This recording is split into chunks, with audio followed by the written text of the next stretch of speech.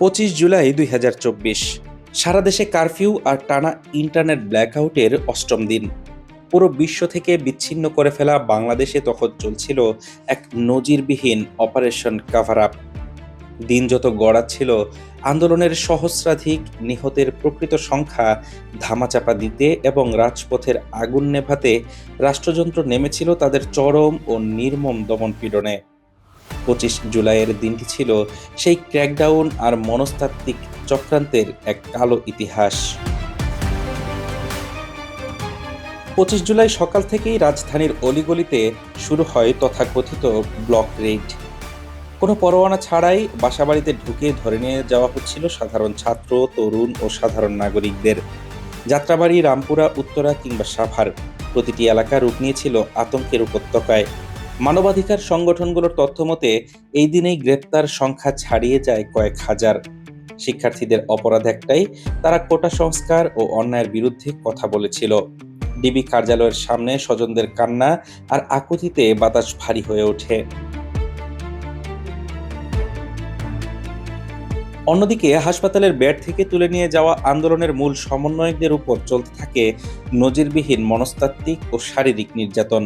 25 জুলাইয়ের পর থেকেই জোরপূর্বক আন্দোলন প্রত্যাহারের জবানবন্দি নেওয়ার যে চক্রান্ত শুরু হয়, তার মূল কলকাঠি নাড়া হচ্ছিল এই দিনটিতেই। তবে রাষ্ট্রের সমস্ত গোয়েন্দা সংস্থা আর বন্দিশালার ভয় দেখিয়েও শিক্ষার্থীদের অন্তরের সেই দ্রোহের আগুন নেভানো সম্ভব হচ্ছিল না।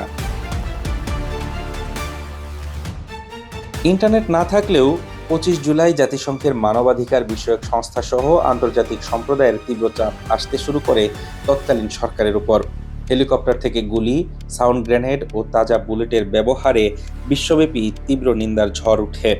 ইউরোপীয় ইউনিয়ন স্পষ্ট জানিয়ে দেয়, এই মানবাধিকার লঙ্ঘনের বিচার না হলে তাদের বাণিজ্যিক ও কূটনৈতিক সম্পর্কে প্রভাব পড়বে।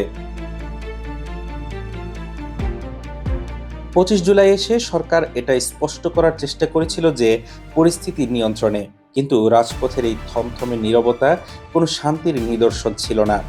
বুলেটের ভয়ে মানুষ হয়তো ঘরে বন্দী ছিল ঠিকই, কিন্তু প্রতিটি ঘরের ভেতর জমে থাকা এই ক্ষোভ রূপ নিচ্ছিল এক নতুন আন্দোলনের।